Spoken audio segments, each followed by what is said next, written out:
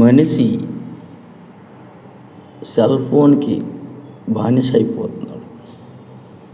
అంటే సంతోషకరమైన రీల్స్, చిన్న చిన్న సంతోషకరమైన వీడియోస్కి అలవాటు పడిపోయి బానిస అయిపోతున్నాడు.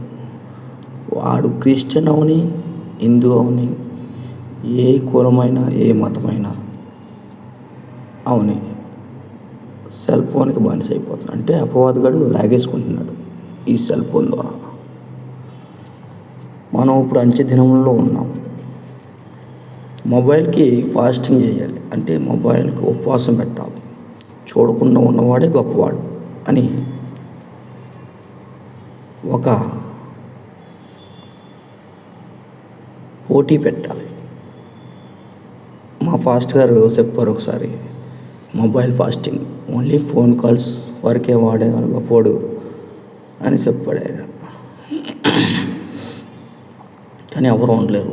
ధనవంతుడేమని, పేదవాడని, మధ్యతరగతులని ఎవరి చేతిలోనే మొబైల్ ఉంటుంది.